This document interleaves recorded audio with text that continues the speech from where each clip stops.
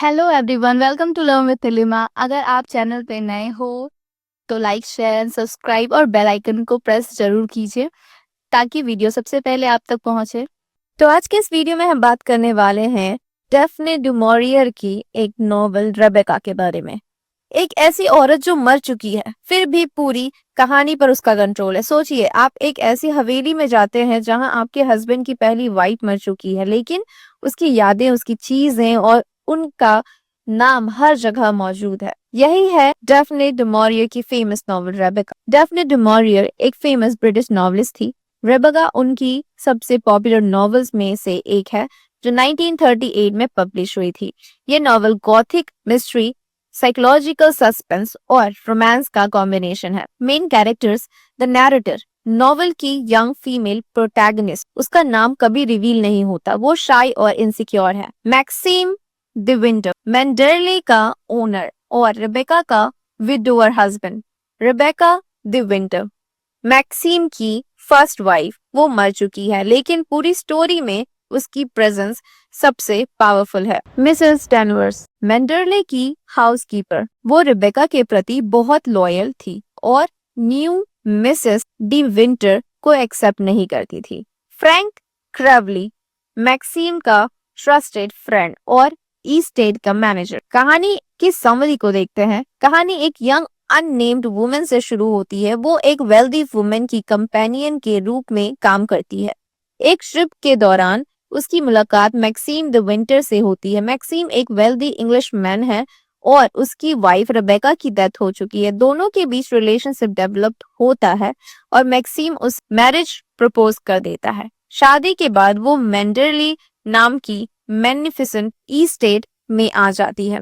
मेंडरली बहुत ब्यूटीफुल है लेकिन न्यू मिसेस डी विंटर को यहाँ कंफर्टेबल फील नहीं होता। क्यों? क्योंकि हर जगह रेबेका की प्रेजेंस है। रेबेका के रूम, क्लोथ्स, लेटर्स और बिलोंगिंग सभी भी वैसे ही रखे हुए हैं। सबसे इम्पोर्टेंट है Mrs Danvers. Mrs Danvers Rebecca से एक्सट्रीमली अटैच थी।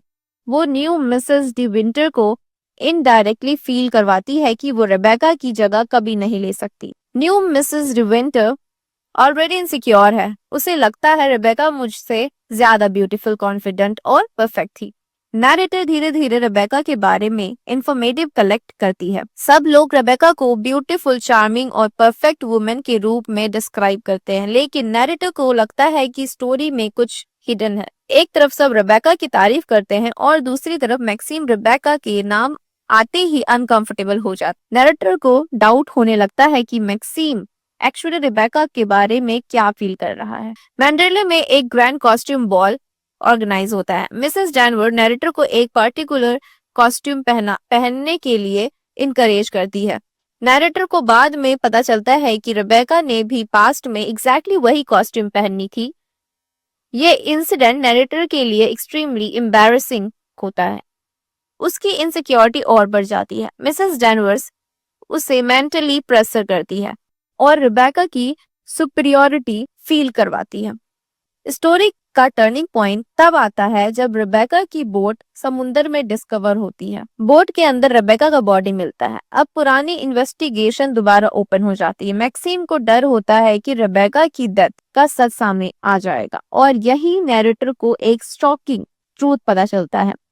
मैक्सिम नैरेटर को बताता है कि रेबेका एक परफेक्ट वाइफ नहीं थी जैसी सब लोग समझते थे। एक्चुअली रेबेका ने मैक्सिम को मैनिपुलेट किया था और उसकी मैरिज के बाहर रिलेशन भी था। मैक्सिम रेबेका से डीपली हेट करता था। एक आर्ग्यूमेंट के दौरान मैक्सिम ने रेबेका को शूट कर दिया। उसके बाद उसने उसकी बॉडी को बोट में रख दिया और बोट को सी में सिंक कर दिया ताकि डेथ एक्सीडेंट लगे। लेकिन स्टोरी का मिस्ट्री यहीं खत्म नहीं होता। रेबेका की डेथ से पहले उसने एक डॉक्टर से मिलकर कुछ इन्फॉर्मेशन शेयर की थी।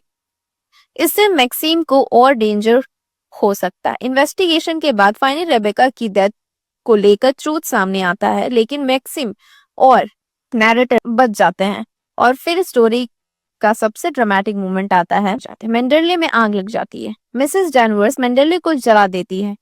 द ग्रेट मेंडरले कंप्लीटली जल जाता है। नॉवल के एंड में नैरेटर और मैक्सिम मेंडरले से दूर एक न्यू लाइफ जी रहे होते हैं, लेकिन मेंडेले और रेबेका की मेमोरी उनकी लाइफ से कंप्लीटली डिसअपियर नहीं होती। अब हम इस नॉवल की कुछ मेन थीम्स को भी डिस्कस करते हैं। जैसे फर्स्ट थीम होती है jealousy and insecurity. Narrator continuously Rebecca से कंपेयर करती है। उसे लगता है कि वो रेबेका जितनी ब्यूटीफुल या कॉन्फिडेंस नहीं है। Appearance versus reality. रेबेका सबके सामने परफेक्ट वुमेन लगती है, लेकिन रियलिटी कंप्लीटली डिफरेंट है। नॉवल का इंपॉर्टेंट आइडिया है, जो दिखता है जरूरी नहीं कि वही सच हो।